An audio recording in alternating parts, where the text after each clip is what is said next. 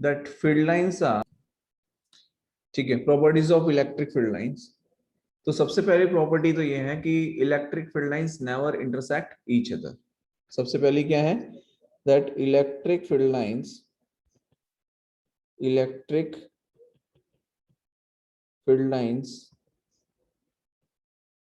never intersect each other। दूसरा कि electric field lines जो होती हैं वो परपेंडिकुलर टू द सर्फेसेस होती हैं, यस और no, right. So what we can say, electric field lines are perpendicular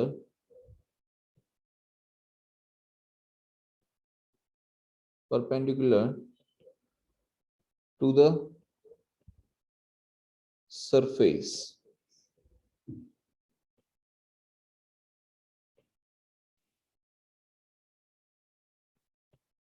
third देखिए, ये दो क्लियर है सभी को? Yes sir. Yes sir. ठीक है। तीसरा है कि चार्ज का जो मैग्नीट्यूड है वो जितना ज्यादा होगा उतना ही ज्यादा इलेक्ट्रिक फील्ड लाइन की इंटेंसिटी होगी। चार्ज का जो मैग्नीट्यूड है वो जितना ज्यादा होगा उसकी इंटेंसिटी भी उतनी ही ज्यादा होगी, यस और no, right. So what we can say, the magnitude of charge,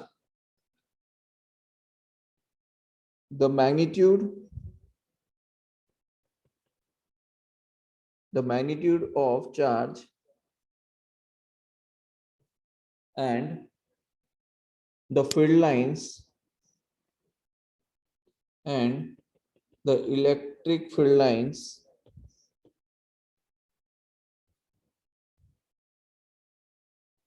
the magnitude of charge and the electric field lines are in proportion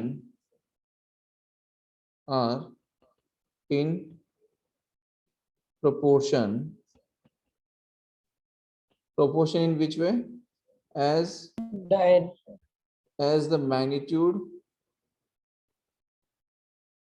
is more, the intensity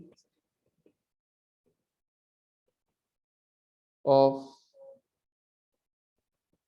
field lines is more। ठीक है, clear है यहां तक? Yes sir. Next देखिए, after this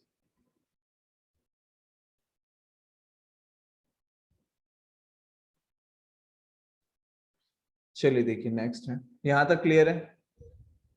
तीन properties होगी ना। Fourth property क्या है समझिए, फॉर अ पॉजिटिव चार्ज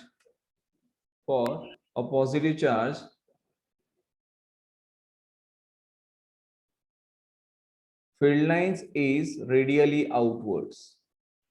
अगर आप कोई पॉजिटिव चार्ज लेते हैं तो उस पॉजिटिव चार्ज के केस में फील्ड लाइंस कैसी रहती है, रेडियली आउटवर्ड डायरेक्शन रहती है, ठीक है। So we can say for a positive charge electric field lines are radially outward, ठीक है। नेक्स्ट है, for a negative charge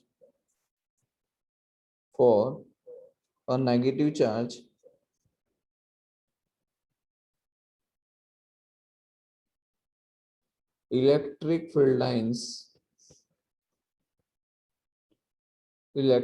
lines are radially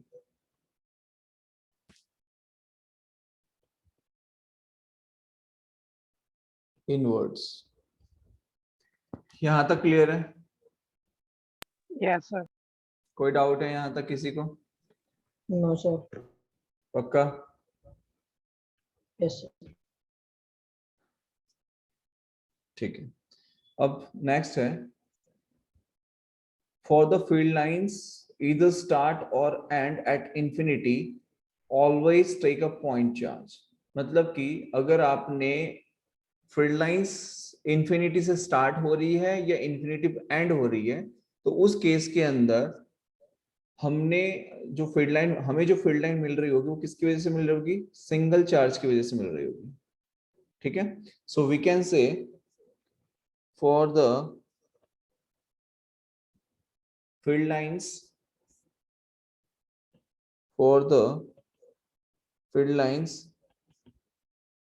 either start or end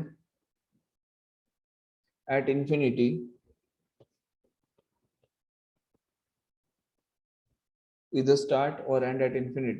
always take a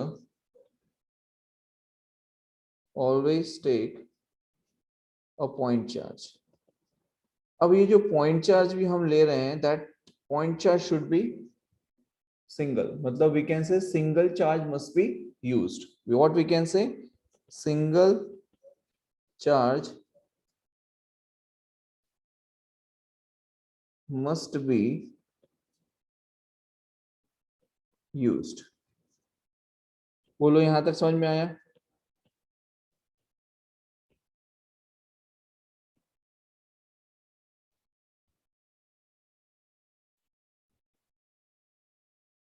यहां तक clear है सभी को?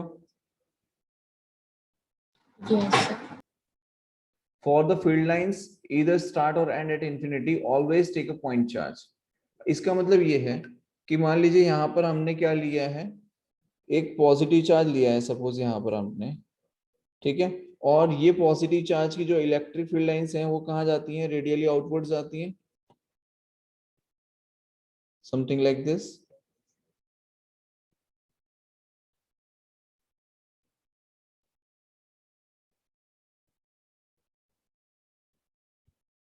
अब यहाँ पर मैंने एक चीज आपको समझ में आ रही होंगी शायद, कि इलेक्ट्रिक फील्ड लाइन की इंटेंसिटी जो है वो जैसे जैसे आप डिस्टेंस दूर जा रहा है वैसे वैसे उसकी फील्ड लाइन की जो इंटेंसिटी है वो आप देख रहे हो कि डिक्रीज होती जा रही है, राइट? ये जो एरो है उसको मैंने क्या किया है? छोटा किया है, जैसे जैसे हम उससे दूर जा रहे हैं वैसे वैसे। तो यहाँ पर ये जो फील्ड लाइन हमने ली है, हम ये कह रहे हैं कि अगर आपने सिंगल चार्ज लिया है तो सिंगल चार्ज के लिए ये फील्ड लाइंस इनफाइनाइट तक जा सकती हैं, we can consider like that. ठीक है, फिर वो इंफिनिटी से स्टार्ट हो रही है, इंफिनिटी एंड हो रही है, उसके लिए लेकिन हमें क्या करना होता है? सिंगल चार्ज लेना कंपलसरी। फॉर एग्जांपल अगर यहाँ पर मैं आपको बताऊं, देखिए कि जो पॉजिटिव चार्ज बेटा हमने यहाँ पर लिया है, इस पॉजिटिव चार्ज को अगर आप देखें,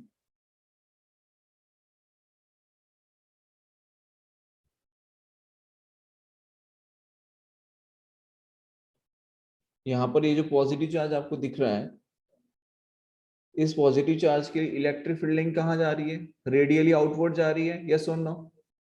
Yes, sir. सिमिलरली अब आप यहाँ पे देखो नेगेटिव चार्ज के लिए इलेक्ट्रिक फील्ड लाइन कैसी आ रही है? टुवर्ड्स द नेगेटिव चार्ज आ रही है, मतलब अंदर की तरफ आ रही है, यस और नो? राइट? Yes, sir. दूसरी चीज अब आपको यहाँ पर ध्यान रखनी है वो ये है कि पॉजिटिव चार्ज से electric field line radially outward जाती है और नेगेटिव चार्ज के लिए electric field line radially inward आती है, मतलब अंदर की तरफ आती है।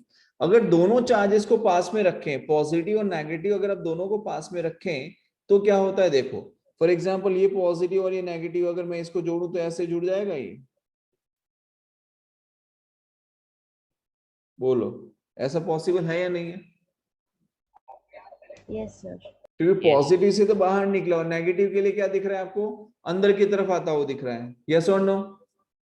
Yes, sir. Yes, sir. Similarly अब आप यहाँ पर देखिए इस वाले डायग्राम में कि ये जो यहाँ पर हमने ये जो डायग्राम लिया हुआ है बेटा, इस डायग्राम के अंदर आप क्या नोटिस कर पा रहे हैं कि पॉजिटिव से इलेक्ट्रिक फील्ड लाइन कहाँ जा रही है? बाहर जा रही है, राइट? और नेगेटिव पे इलेक्ट्रिक फील्ड लाइन कहाँ आ रही है? अंदर की तरफ आ रही है, यस और नो? Yes, sir.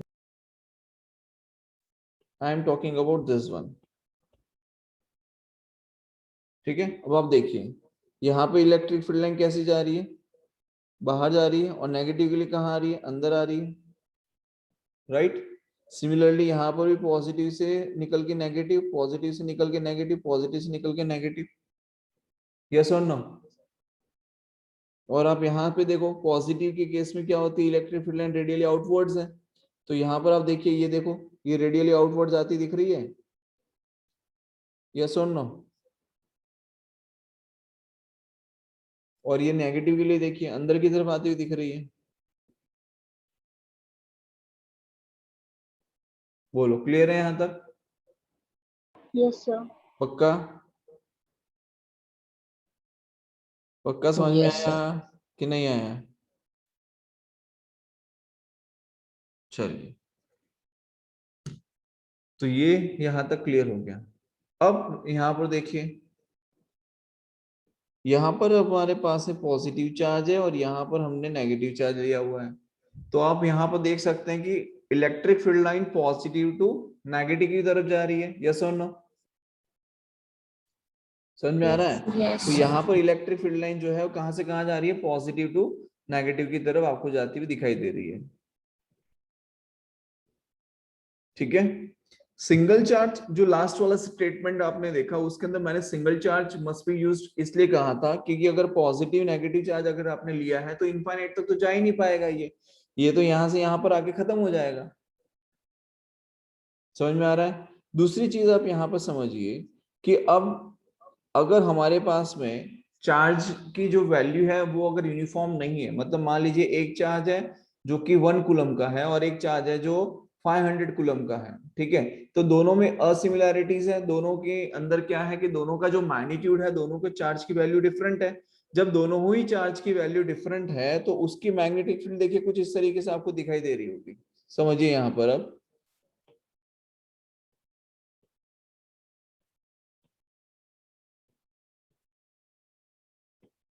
देखिए, क्या आपको कुछ दिख रहा है यहाँ पे कि जो पॉजिटिव चार्ज जिसपे हाई कॉन्सेंट्रेशन है, मतलब जिसके पास मैग्नीट्यूड ज्यादा है, उसकी इलेक्ट्रिक फील्ड लाइन ज्यादा दिख रही है, और वो जो छोटा चार्ज है उसकी इलेक्ट्रिक फील्ड लाइन को क्या कर रहा होगा, रिपेल कर रहा होगा। मतलब कि ये अगर मान लो ये 1 कूलम है और ये अगर 500 कूलम है तो डेफिनेटली 500 कूलम में से निकलने वाली मैग्नेटिक इलेक्ट्रिक फील्ड लाइन ज्यादा होगी comparatively to 1 coulomb of charge, yes और नो।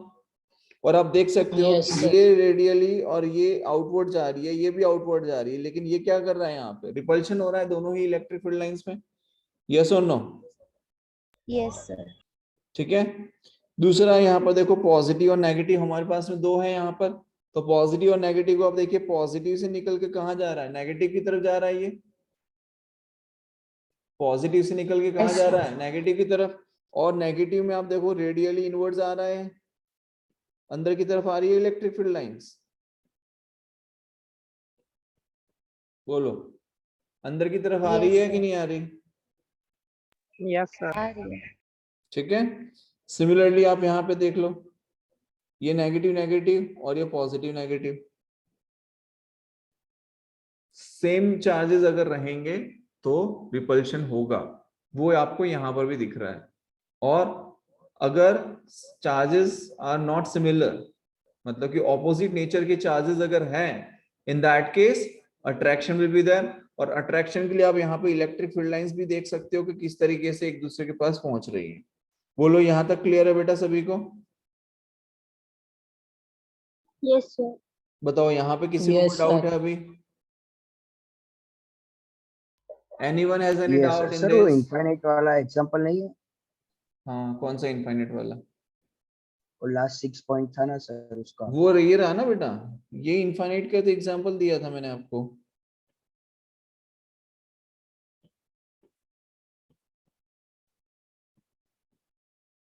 ये जो पॉजिटिव चार्ज है इसको भेजो, आप जहां भेजना है उसको, जहां भेजना है भेजो, अहमदाबाद भेजना है अहमदाबाद भेजो, बड़ौदा भेजना है वो बड़ौदा भेजो।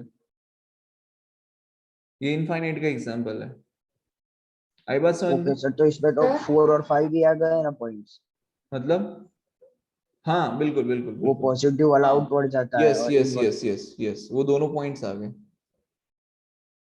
हाँ कोई डाउट पूछ रहा था, बताओ। सर ये जो कि लाइक चार्जेस रिपल्शन करेगा तो इसमें भी इलेक्ट्रिक फील्ड लाइंस इंफिनिटी तक जाएगी? नहीं, रिपेल।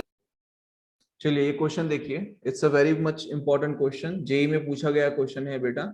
ठीक है, क्वेश्चन ये है,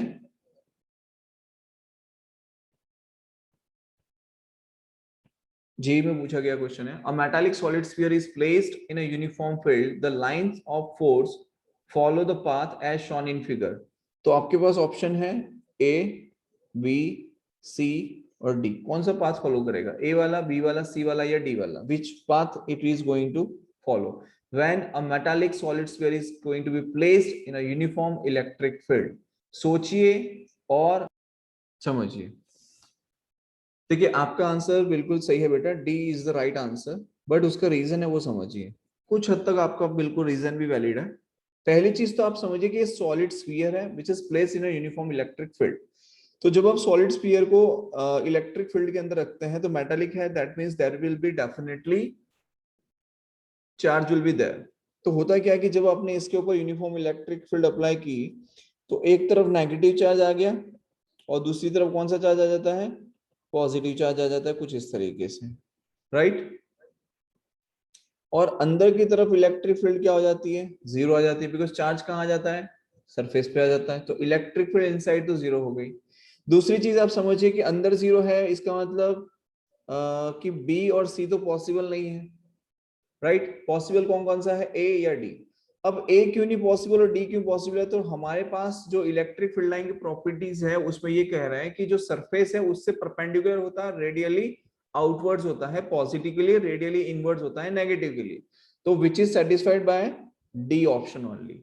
आप देख सकते हो परपेंडिकुलर टू द सरफेस है एंड रेडियली आउटवर्ड्स भी जा रही है पॉजिटिव के लिए और रेडियली इनवर्ड्स है फॉर द नेगेटिव के लिए। वो लोग क्लियर है यहां तक सभी को?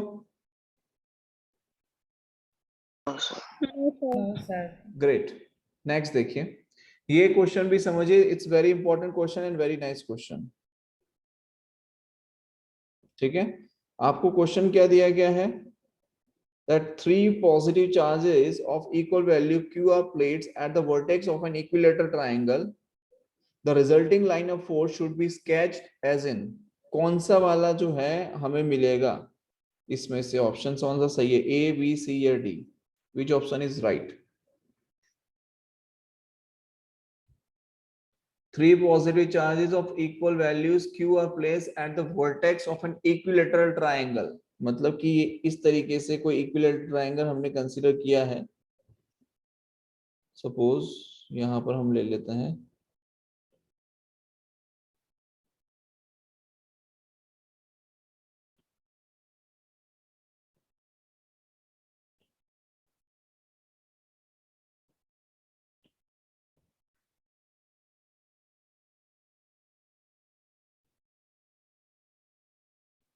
इस तरीके से इक्विलेटरल ट्रायंगल लिया है और तीनों के वर्टेक्स पे पॉजिटिव चार्ज रखा गया है।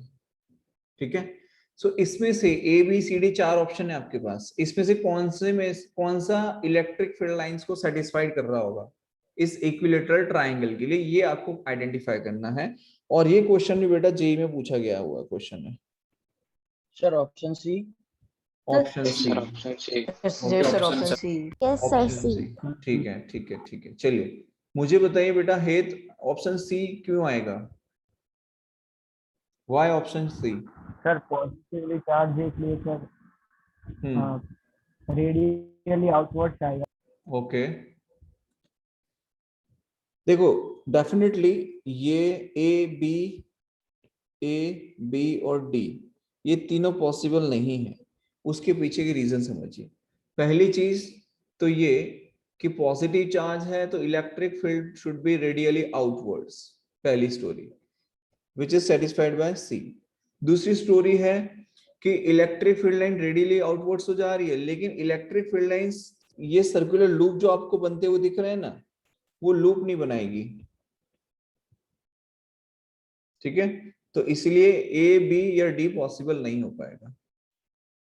आई बात समझ में? सर डी वाला क्यों नहीं होगा? डी वाले की तो कहानी ही अलग चल रही है बेटा।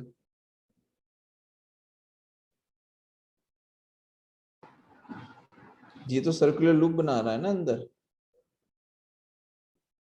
सर बी वाले का बोल रहे थे अगर वो आउटवर्ड्स ना हो तो फिर हो सकता।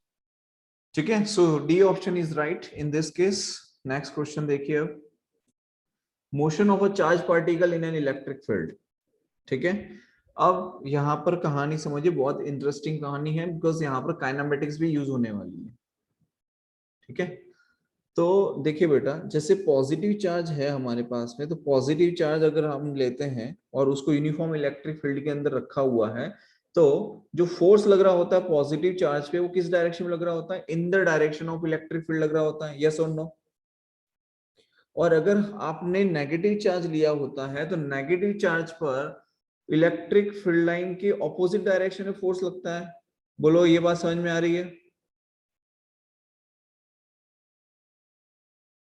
सर एक बार रिपीट करो ना। मैं ये कह रहा हूं कि ये जो पॉजिटिव चार्ज रखा गया है, पॉजिटिव चार्ज पे सपोज यहाँ पर प्लस क्यू चार्ज रखा है, ठीक है, और इस प्लस क्यू चार्ज पे इलेक्ट्रिक फील्ड की डायरेक्शन ये है, तो फोर्स भी इसी डायरेक्शन में लगता है, F is equals to Q into E, right. लेकिन अगर मान लीजिए आपने यहाँ पर नेगेटिव चार्ज लिया है Q, और आपने यूनिफॉर्म इलेक्ट्रिक फील्ड के अंदर प्लेस किया है, इसे किसमें प्लेस किया है? यूनिफॉर्म इलेक्ट्रिक फील्ड के अंदर प्लेस किया आपने, तो इस पे लगने वाला जो फोर्स है उसकी डायरेक्शन क्या हो जाएगी? ऑपोजिट हो जाएगी। तो F is equals to Q E. बोलो, आई बात समझ में? इसकी डायरेक्शन क्या हो रही है? ऑपोजिट हो रही है। नेगेटिव डायरेक्शन, नेगेटिव चार्ज पे इस डायरेक्शन में लग रहा है, और पॉजिटिव चार्ज पे इन the direction of electric field लग रहा है फोर्स। बोलो, यहां तक क्लियर है? Yes. ठीक है, अब समझो आगे।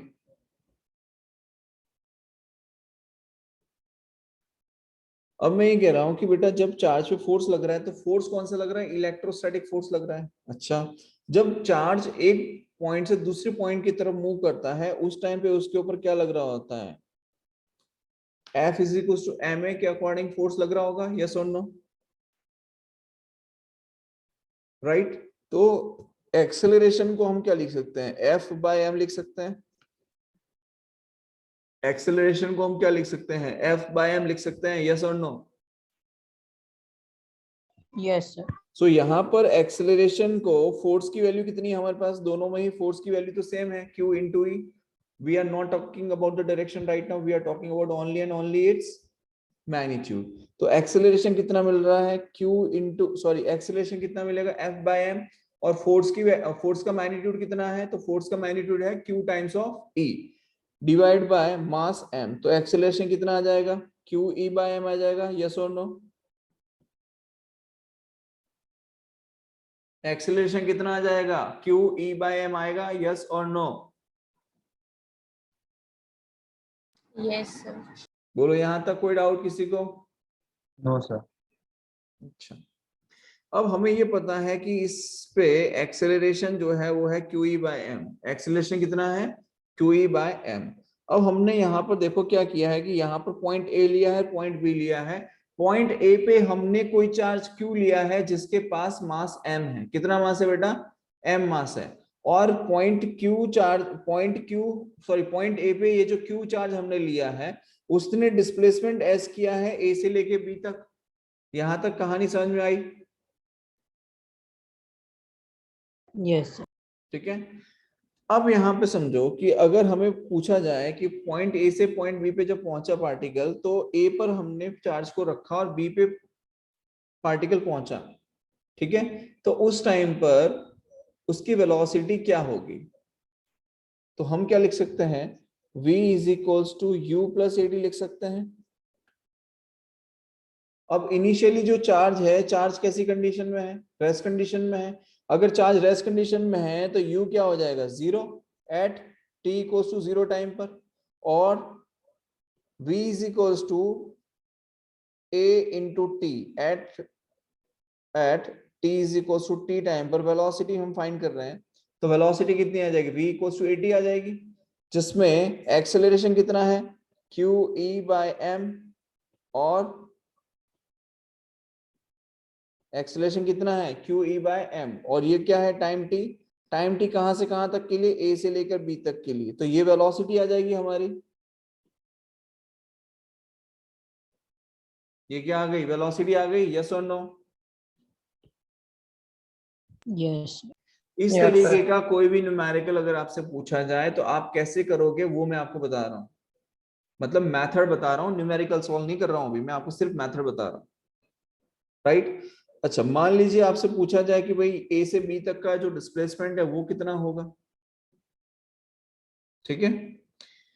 दो तरीके हैं बेटा, अगर मान लीजिए आपको टाइम नहीं गिवन है, क्या नहीं गिवन है, टाइम, सपोज, तो हमारे पास में इक्वेशन रहती है v square minus u square is equals to 2as, जिसमें ये कहा गया कि इनिशियली स्पीड क्या है, 0 है, तो v square is equals to क्या आ जाएगा, 2as, जिसमें 2 इंटू एक्सीलरेशन कितना, तो QE/m इंटू डिस्प्लेसमेंट s।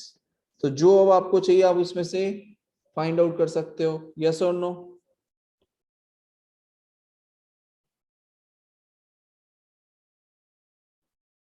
दूसरी चीज समझो कि अगर टाइम आपको गिवन है और आपको s is equals ut plus half T square application को अगर आप यूज कर सकते हो, एक चीज याद रखना, आप लोग मुझे बताओ कि ये जो हम फॉर्मूला यहाँ पे यूज कर रहे हैं, v is equals to u plus at, s equals to ut plus half at square, v square minus u square is equals to 2as, ये तीन इक्वेशंस का हम कहां पर यूज कर सकते हैं, मतलब कब यूज कर सकते हैं ये तीन इक्वेशंस को, उसकी कोई सर जब कंडीशन? यूनिफॉर्म जब यूनिफॉर्म एक्सेलरेशन होता है तब हम इसे यूज कर सकते हैं, अदरवाइज इसे यूज नहीं करते हैं, ये ध्यान रखना, ठीक है। अच्छा, अब समझिए, अगर आपको ये कहा गया है कि t is equals to 0 time पर इनिशियल वेलोसिटी 0 है, तो t is equals to t time पर डिस्प्लेसमेंट कितना होगा पार्टिकल का, तो s equals to initial velocity तो 0 है, तो ut 0 हो जाएगा, प्लस 1/2 at स्क्वायर, तो 1/2 एक्सेलरेशन कितना आएगा, QE/m into T square, T कौन सा, ए से बी तक पहुंचने का टाइम, बोलो यहां तक क्लियर है? Yes, sir. Anyone has any doubt in this? No sir. पक्का? चलिए बहुत बढ़िया, अब आगे समझिए इसे। अब आपको स्क्रीन पे क्वेश्चन डिस्प्ले हो रहा है, a proton and an electron are placed in a uniform electric field, ठीक है। यू हैव 4 ऑप्शंस, जिसको आंसर आता है वो फटाफट से अपना हाथ ऊपर करेगा, just raise your hand and I will ask. So यहाँ पर क्या किया जा रहा है, प्रोटॉन और electron are placed in a uniform electric field. मान लीजिए कि यहाँ पर हमने यूनिफॉर्म इलेक्ट्रिक फील्ड कंसीडर किया है कुछ इस तरीके से, ठीक है, और इस यूनिफॉर्म इलेक्ट्रिक फील्ड के अंदर हमने लिया है प्लस क्यू चार्ज और एक लिया है माइनस क्यू चार्ज। अब आप सभी जानते हैं कि प्लस क्यू चार्ज पर जो फोर्स लग रहा होगा उसकी direction in the direction of electric field होती है, और माइनस क्यू चार्ज पे फोर्स जो लगता है वो opposite to the electric field होगा, राइट। ये दोनों की डायरेक्शन आपको समझ में आ गई, तो the electric force acting on them will be equal, ये तो गलत हो जाएगा, ठीक है। फिर the magnitude of the forces will be equal, देखो यहाँ पर ये कह रहे हैं कि force on proton and force on electron, तो ये है तो ऑपोजिट, लेकिन अगर हम मैग्नीट्यूड की बात करें तो मैग्नीट्यूड तो सेम है। दूसरी चीज एक्सेलरेशन विल बी इक्वल, मतलब बी ऑप्शन तो सही है। तीसरा ऑप्शन देखो, there acceleration will be equal. अब एक्सेलरेशन क्यों इक्वल नहीं हो सकते, क्योंकि अगेन डायरेक्शन का कंसीडर करेंगे तो एक्सेलरेशन की डायरेक्शन भी अलग अलग है। लेकिन चौथा केस है वो ये कह रहा है the magnitude of their acceleration will be equal, तो यहाँ पर मैग्नीट्यूड सेम होने के चांसेस वो होने चाहिए, लेकिन वो भी नहीं है। क्यों नहीं है, बिकॉज एक्सेलरेशन क्या लिखते हैं बेटा, force by mass, and we know that कि mass of electron and mass of proton is different, तो जब दोनों का मास डिफरेंट है तो acceleration can not be equal by the magnitude as well, तो ये ऑप्शन भी सही नहीं हो सकता। तो कौन सा ऑप्शन सही है, only B option is right. बोलो क्लियर है यहां तक सभी को? Yes sir. Yes. Next Yes. Question देखिए, यहां पर क्वेश्चन ये दिया है, a deuteron and alpha particle are placed in a electric field, the forces acting on them are F1 and F2 and their accelerations are A1 and A2 respectively. तो कौन सा वाला सही है इसमें से? समझिए, मैं बता देता हूं। ड्यूटेरॉन को हम लिखते हैं, ड्यूटेरॉन को हम क्या कहते हैं बेटा? 1H2, यस और नो? और अल्फा पार्टिकल मतलब कि क्या हो गया आपका? 2He4। अल्फा पार्टिकल को हम क्या लिखते हैं? 2He4। तो यहां पर बेटा एक प्रोटॉन होता है, मतलब एक प्रोटॉन एक न्यूट्रॉन होता है, इसमें दो प्रोटॉन दो न्यूट्रॉन होंगे, ठीक है। तो यहां पर क्या हो जाता है कि अगर हम बात करें चार्ज की, तो यहाँ पर एक होता है और यहाँ पर दो होते हैं। मास की अगर हम बात करें तो इसका मास अगर 2m है तो इसका मास कितना होगा? 4m होगा, यस और नो?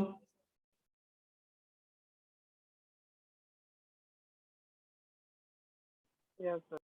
भाई यहां तक समझ में आया?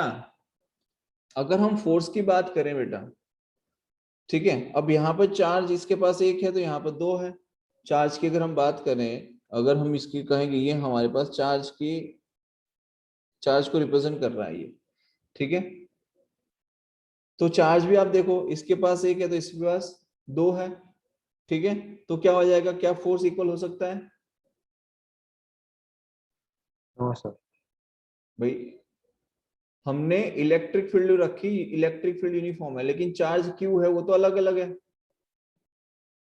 राइट? तब चार्ज अलग अलग है तो फोर्स क्या हो जाएगा? अनइक्वल हो जाएगा। भाई अगर हम लिखें F is equal to Q into E, yes और नो? ये लिख सकते हैं।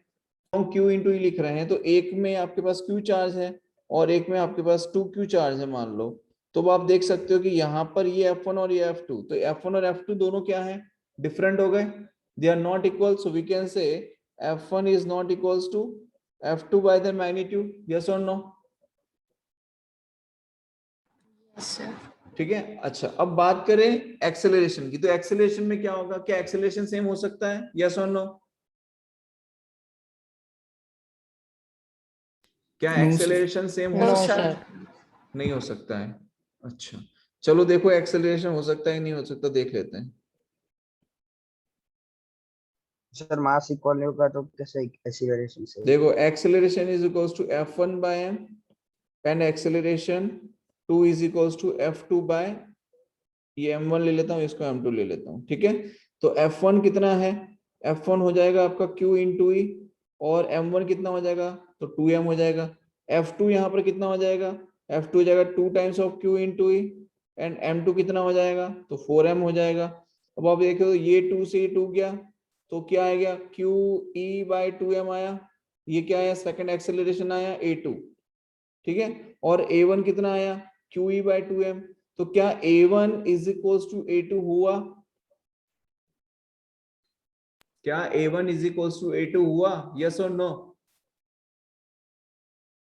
यस और नो?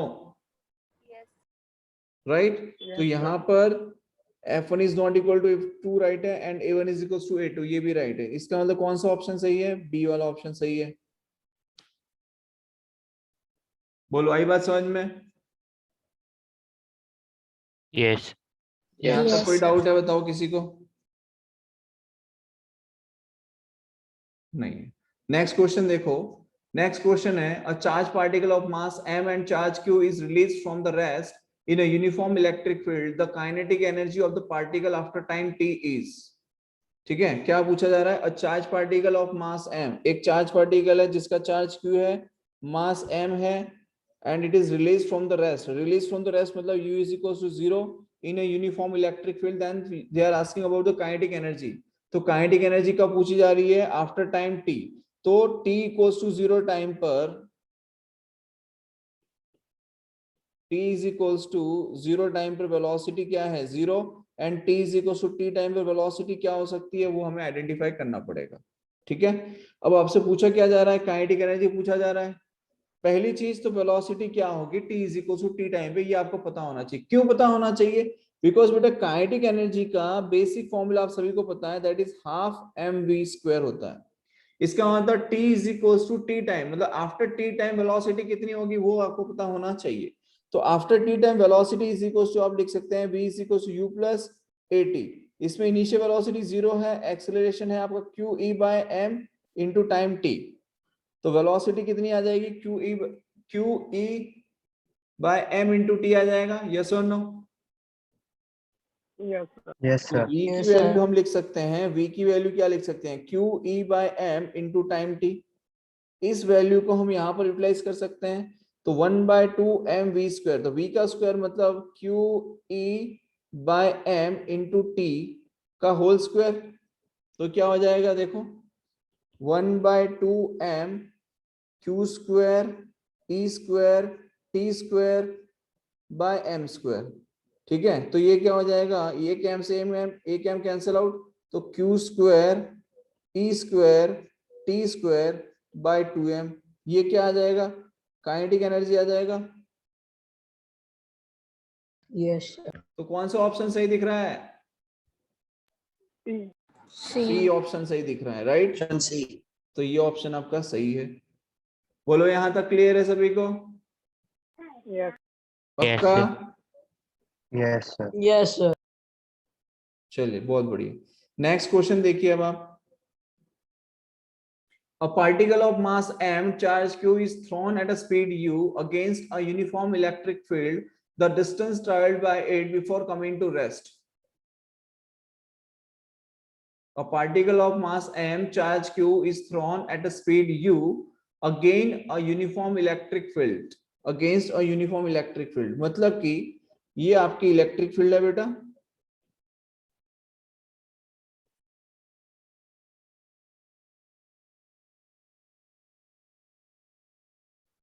ये इस तरीके से आपकी यूनिफॉर्म इलेक्ट्रिक फील्ड है।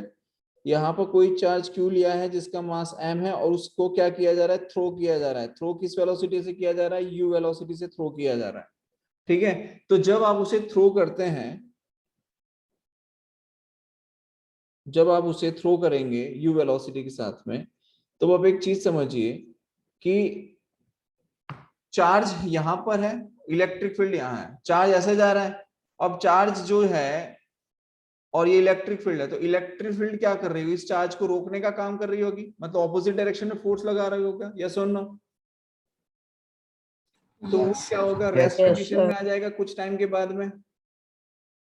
भाई मेरे पास में चार्ज है, मैंने ऐसे करके फेंका, लेकिन सामने से इलेक्ट्रिक फोर्स लग रहा है, वो उसको क्या करेगा, रोकने की कोशिश करेगा।